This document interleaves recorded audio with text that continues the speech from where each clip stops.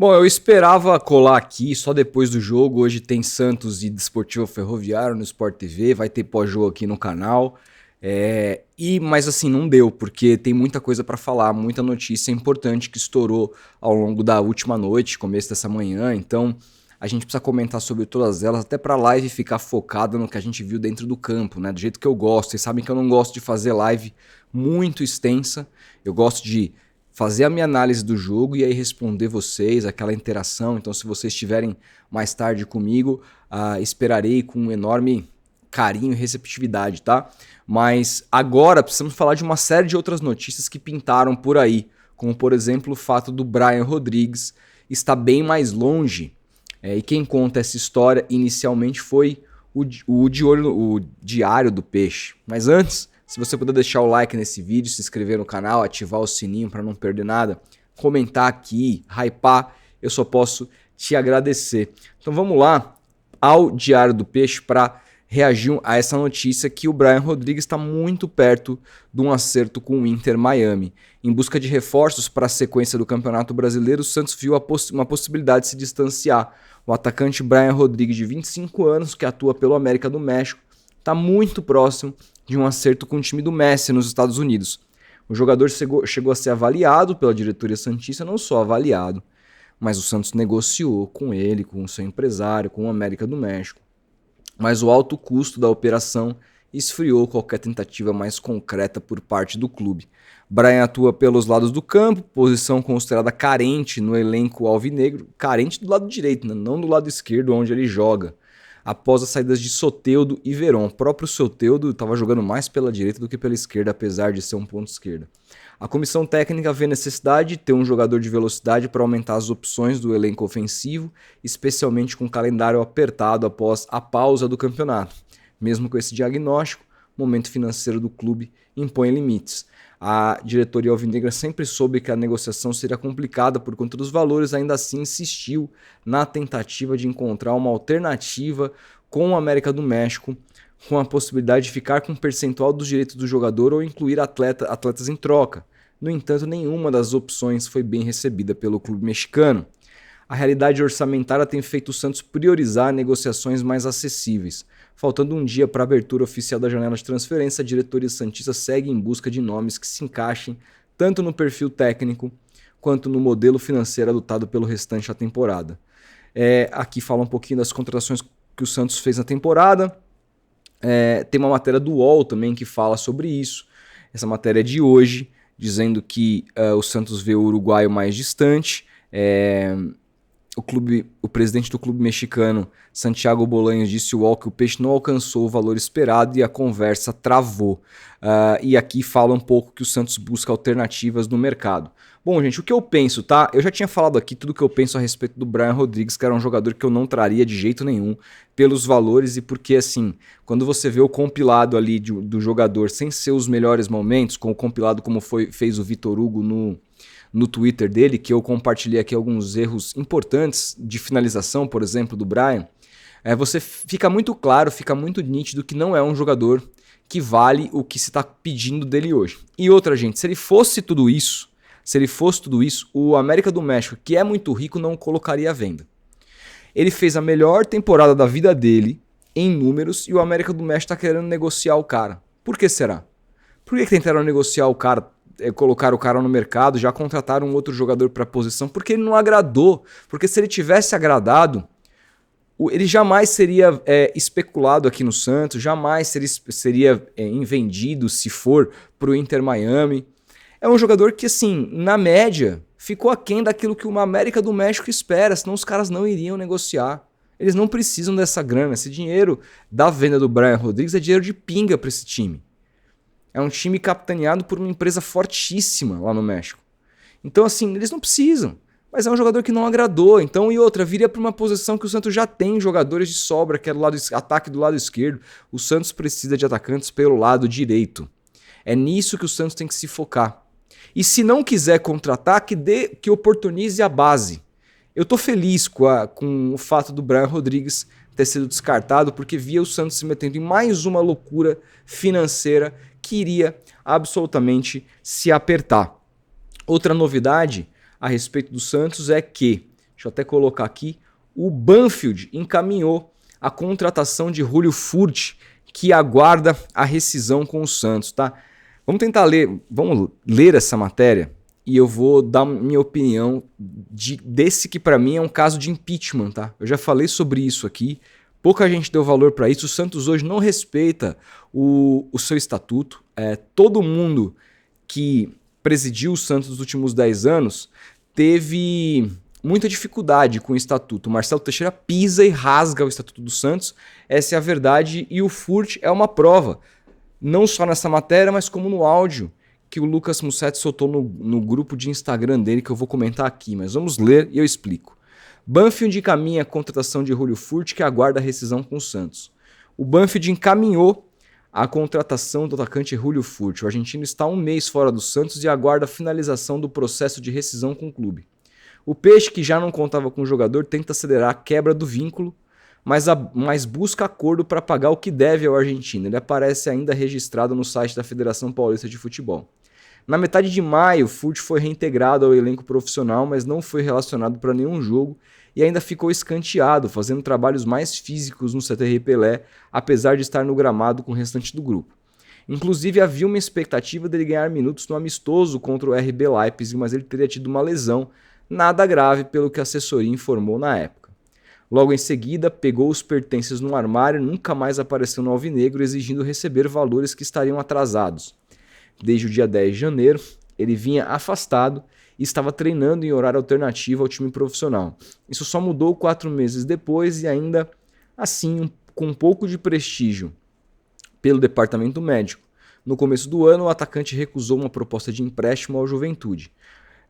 E aqui tá uma quebra, tá? Vamos conversar sobre isso. Furt foi contratado pelo Santos, etc e tal. O que acontece? O que o Lucas Mussetti informou no áudio dele, no grupo de WhatsApp lá, do grupo de Instagram? Que depois que o Furt recusou o empréstimo ao Juventude, o Santos parou de pagar o senhor Julio Furt. Então o Santos deixou de pagar o Julio Furt, acumulou aqui salários atrasados e o Julio Furt entrou na justiça para rescindir com o Santos e para receber tudo o que deve. Ou seja, o Santos agora deve ter uma rescisão unilateral com o jogador. O Santos vai ser provavelmente condenado a pagar o contrato inteiro do Julio Furt. O Santos perde o ativo, porque ele mesmo treinando separado é um ativo. É um ativo que o Santos poderia, em algum momento, colocar para jogar, sei lá, o cara fazer um gol, 2, valorizar, ou emprestar, ou, sei lá, vender para algum time de segundo escalão do México, onde ele tem sucesso, ou da própria Argentina, como ele está indo agora para o Banfield. E o Santos optou pelo caminho mais fácil naquele momento, mas que acaba fudendo o clube no futuro. Porque certamente isso vai virar um imbróglio gigantesco. Quem vai ter que pagar a conta não é o Marcelo Teixeira. Quer dizer, é o próximo presidente do próximo triênio, né? Que a gente não sabe, de repente pode até ser o próprio Marcelo Teixeira, o filho dele, sabe lá quem.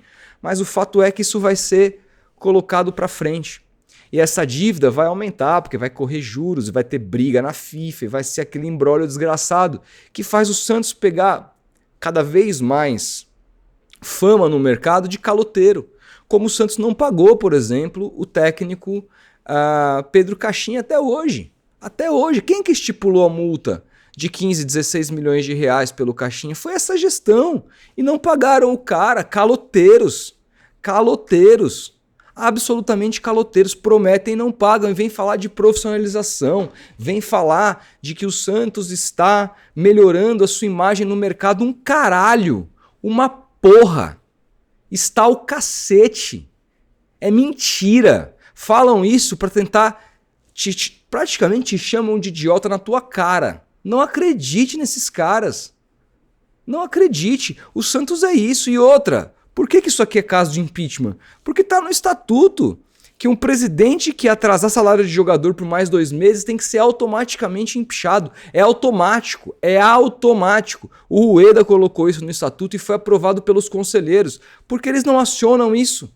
Se o Furt, desde que foi oferecido para o Juventude, se a informação do Mussetti procede, o Santos parou de pagar o Furt, era impeachment automático. O Santos, pelo estatuto, ele não pode fazer isso. Marcelo Teixeira não pode fazer isso. Mas nada acontece, o Marcelo Teixeira pisa no estatuto, ele rasga o estatuto. Se essa informação de que o Furt não recebe desde que recebeu a proposta do Juventude for verdade. Se for isso, é a prova de que ele pisa e rasga o estatuto e ninguém faz porra nenhuma. Ele atua no Santos praticamente como se não fosse presidente, como se fosse dono da instituição. Ninguém toca, ninguém fala nada.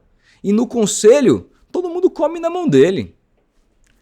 É impressionante, gente. É absolutamente impressionante. O que eu vou falar disso aqui? Vai ficar uma dívida pra frente, um caso absolutamente patético, que não é culpa do Marcelo ter contratado, é verdade, foi o Rueda quem contratou, mas foi o Marcelo quem renovou, quem deu um ano a mais de contrato pro Furt foi o Marcelo. Quando ele pega o time pra Série B, ele conta com o Furt na Série B e em troca do Furt abrir mão de ganhos que tinha a receber em 2024, ele simplesmente alonga o contrato do Furt por mais um ano, aumentando assim a dívida.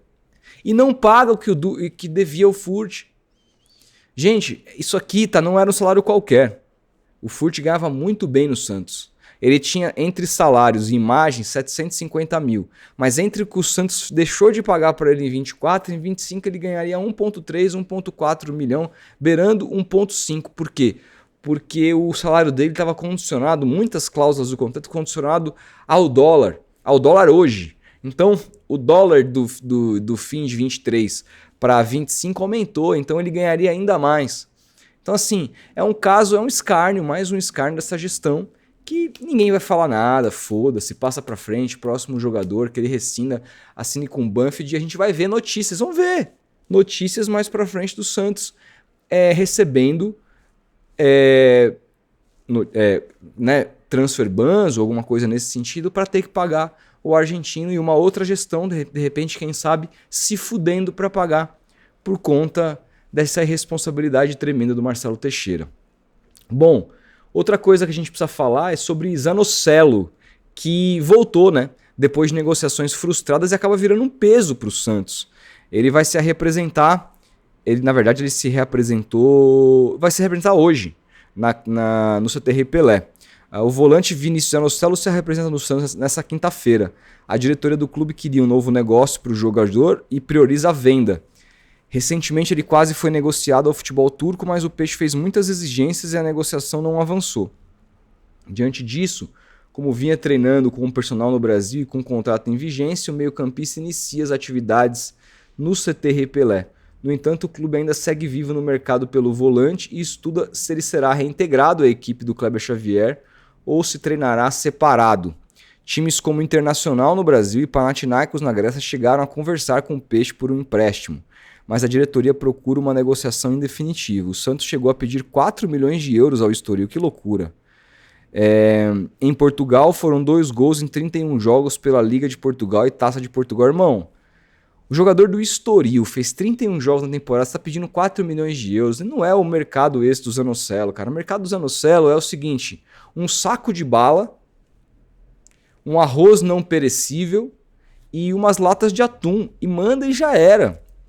E mano, se não der pra mandar por isso, empresta. E se achar que, por exemplo, deve de repente utilizar o jogador para valorizá-lo, usa. Depende da avaliação da comissão técnica.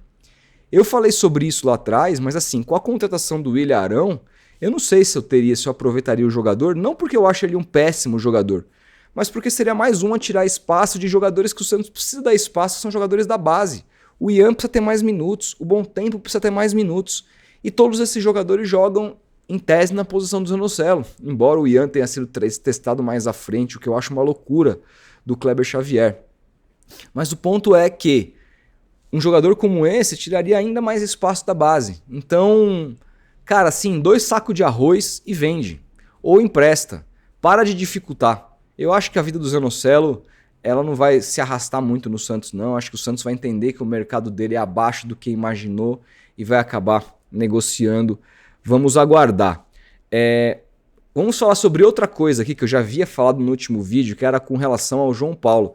E o que eu falei acabou se confirmando, porque quando saiu a matéria lá no UOL, assinada pelo Musetti, dizendo que o João Paulo priorizava uma saída para poder jogar e que sabendo que o Brasão vai ficar, ele queria ter essa sequência para se valorizar. Eu disse, olha, se ele for para Monterrey, que jogou o Mundial agora, se ele for para Cruzeiro ou Fluminense, que eram times citados na matéria do Musetti, ele não vai jogar, ele vai só trocar do banco do Santos para o banco dessas equipes. Eu não sei o Monterrey, mas Cruzeiro e Fluminense eu garanto, ele não vai tomar a posição do Cássio nem do Fábio. Esquece, não vai. Ele vai esquentar o banco desses caras, não faz sentido. O sentido para ele é de repente jogar num time de Série A num degrau abaixo, até porque vai chegar muitas bolas, ele vai poder aproveitar, ele vai poder jogar, ele vai ser titular absoluto, vai poder se destacar e melhorar a sua imagem, melhorar, se valorizar como jogador. Eis que veio 2 propostas para o João Paulo, e o que aconteceu? Ele recusou. Sport e Juventude fizeram propostas de empréstimo para o João Paulo e ele recusou. O Sport eu até entendo, aquilo tá uma bagunça, o Sport é praticamente um virtual rebaixado, mas o Juventude seria uma excelente alternativa para o João Paulo e ele não quis. Então assim, João Paulo, vamos ler a matéria e eu já comento. O Sport e o Juventude procuraram o goleiro João Paulo por empréstimo, mas o arqueiro, tá? Segundo o Diário do Peixe, ele que recusou as ofertas. O staff e o jogador entendem que são clubes que vivem uma fase ruim na tabela e não compensaria uma mudança de time agora. João Paulo, você acha que você vai jogar onde, irmão? Você acha que você vai jogar onde? Você acha que você vai ser titular do São Paulo? Você acha que você vai ser titular do Corinthians? Você acha que você vai ser titular do Palmeiras, do Flamengo, do Fluminense, do Botafogo? Irmão, se enxerga, velho. Se enxerga, tio. Teu nível hoje, dentro do futebol brasileiro, é para esses times. Eu não tô depreciando. Eu acho que é um nível alto de Série A, o Campeonato Brasileiro é competitivo. Mas esses times todos que eu citei têm goleiros melhores do que você. Você quer o quê? Que time que você tá querendo ir? Você não quer ficar no banco do Santos. Aí não quer ir pro Juventude nem pro Sport, porque são times que estão mal demais. Você quer jogar onde? Você acha que você tem futebol para jogar? Você quer jogar no Barcelona? Você quer jogar no Real Madrid? Irmão, aí não dá, né, velho? João Paulo segue treinando e buscando espaço, mas também respeita e admira Gabriel Brasão. Então, beleza. Continue na reserva. Pro Santos tá ótimo. Um bom goleiro, que é reserva, que se precisar dele vai poder, o Santos pode contar. É isso, então. Fica na reserva do Santos, sossega o facho e acabou. Se você quiser sair, o teu mercado é esse. É inacreditável, cara, o senso desses caras, assim. A única possibilidade de saída é caso chegue algo concreto para o goleiro e para o Santos que seja bom para as duas partes. Ao mesmo tempo, ele precisa de ritmo de jogo, já que só atuou em um jogo oficial nesse ano e quer ganhar minutagem. Não quer ganhar minutagem. Ele quer jogar em time grande, é diferente. Se ele quisesse ganhar minutagem, ele aceitava a proposta do Juventude. João Paulo foi titular na vitória da Inter de Limeira, etc e tal. Disse que ele foi procurado aqui pelo Alexandre Matos na época de Cruzeiro. Pode até ter sido, mas ele não seria titular. Ou alguém acha que ele seria titular no lugar do Cássio? Alguém acha isso? E o Cássio está longe da melhor fase da carreira, hein? Muito longe, mas não seria, cara. Então, João Paulo, assim, cara, perdeu uma bela oportunidade de ter ritmo de jogo, de se valorizar e de se mostrar. Se você faz um baita campeonato pelo Juventude, de repente você convence os caras do Cruzeiro que você joga mais que o Cássio hoje, que você poderia ser titular. De repente você convence os caras do Fluminense que, pô, o Fábio em 45 anos, uma hora ele vai parar, vamos contratar o João Paulo porque a gente já tem um substituto à altura. De repente você convence o Textor que numa venda com o John, você vira o titular do Botafogo. Mas você tem que estar em campo, atuando, não vai ser na reserva do Santos que as pessoas vão descobrir isso. Mas o Juventude não serve para você, o Sport não serve para você, então fique com a reserva do Santos, meu amigo.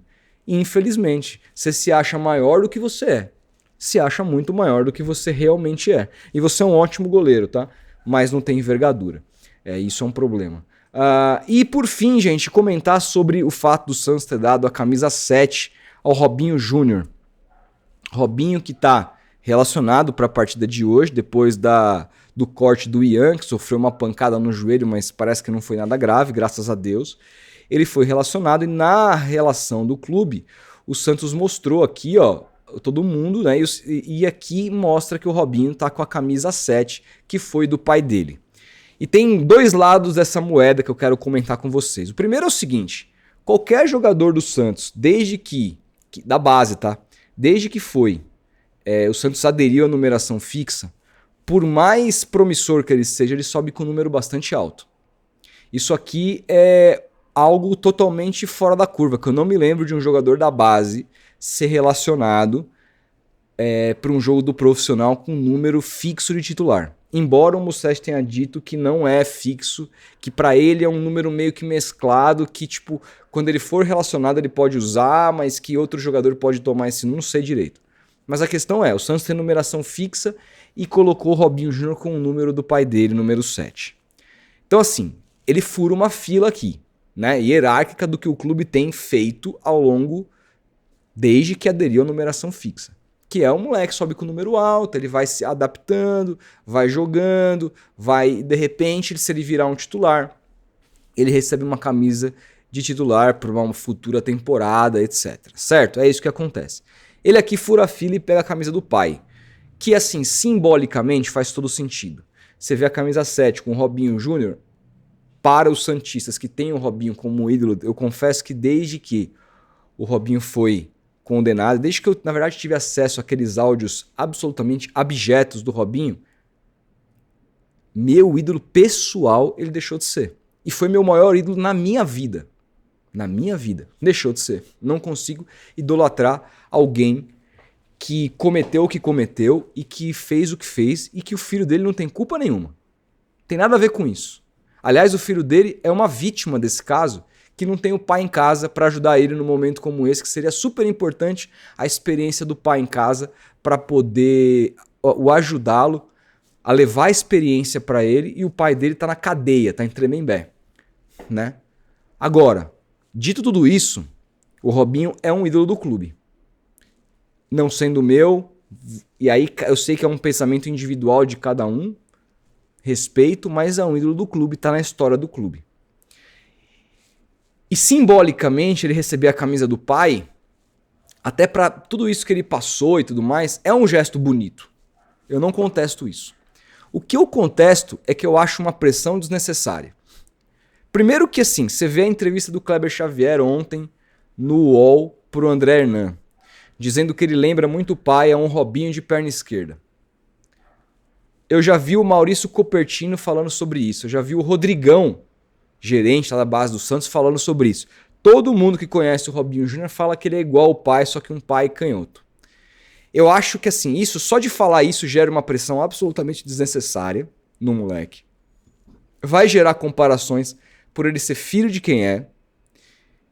E você dá a camisa 7, colocar o nome do cara, Robinho Júnior, nas costas, com a camisa 7, vai gerar uma expectativa no torcedor muito difícil de um moleque como ele. Assim, um moleque que tá começando, fazendo a transição agora para o profissional, conseguir suprir. Não gosto dessa ideia, eu acho prematuro, eu acho precoce. Eu acho que ele tinha que jogar com um número alto, e se ele se mostrar um jogador de alto nível, do profissional, etc. E outra, as apurações mais recentes dão conta que ele tem 17 com corpo de 15, que ele precisa maturar ainda muito fisicamente para poder subir para o profissional e jogar com mais frequência, que ele precisa continuar na base. Ele vem sendo titular do Sub-20 e assim ele deve permanecer. O Santos não pode queimar etapas como queimou com o Ângelo, por exemplo, como queimou com o JP Sherman.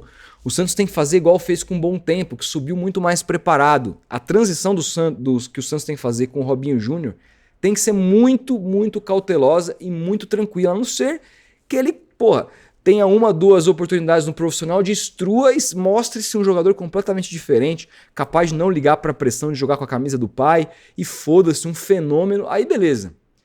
Mas eu não acho que é isso. Eu acho que é um jogador com muito potencial, mas que precisa ser desenvolvido e lapidado ainda na base. Melhorar suas valências, jogar com frequência. Ele jogando no Sub-20 já é uma subida de degrau, porque ele tem idade de 17 ainda. Então, assim, é pegar uns caras fisicamente melhores do que ele. E então, subir com calma, subir com um número alto e provando no dia a dia, sem essa pressão. Cara, virou titular da equipe, tá fazendo diferença? Nada mais justo. 7 é tua.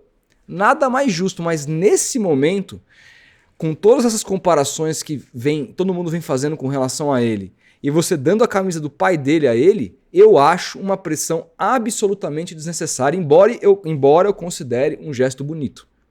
De ver um moleque que vê, o pai na cadeia, que é o pai dele. E aí, irmão, se é meu pai, eu ia continuar amando, eu entendo o moleque. Aí é outra parada.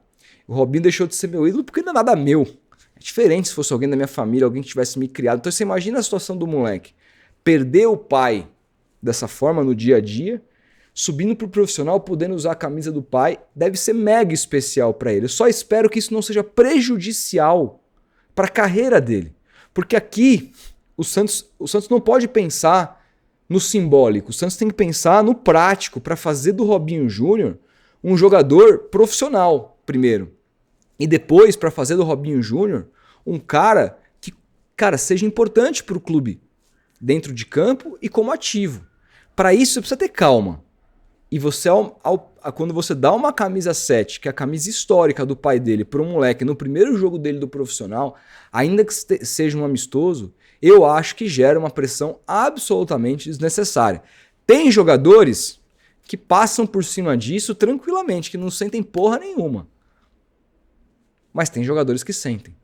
A gente só vai saber isso no caminho. Eu espero que tenha sido avaliado isso ao longo desse tempo. E eu espero que a gente bote o pezinho no freio e não fique esperando, não, vai sair um novo Robinho. Calma, pode ser até melhor que o pai. Mas calma, gente, é só um menino. Pra gente daqui a pouco falar, pô, empolgamos, o cara é um bagre. Entendeu? E aí depois com 22, 23 anos ele desabrochar e tá no outro time jogando bem, a gente fala, porra, não tivemos paciência, porque a gente ficou esperando um Robinho 2. Calma. Calma, o Santos precisa ter calma nessa transição. Os torcedores e a torcida vai muito do encontro do que o clube faz. Se o clube não tem calma, já dá 7 para um jogador assim, vai gerar o quê? Pô, caralho, novo Robinho aí no torcedor. E aí, a impaciência, se o moleque errar, se o moleque começar a jogar e numa sequência ruim, começar a errar passe, vai ficar péssimo. Então assim, irmão, segura. Acho bonito o gesto, principalmente para ele, pro Robinho Filho Júnior, mas ao mesmo tempo acho uma pressão absolutamente que o Santos não precisava colocar em cima desse menino. Dito isso, mais tarde estarei aqui de volta para falar sobre o jogo, pós-jogo. Então terminou o jogo, estarei aqui ao vivo. Colem mais, ativem o sininho para vocês receberem a notificação assim que eu entrar. Fechado? Um grande abraço e aguardo vocês. Tchau, tchau.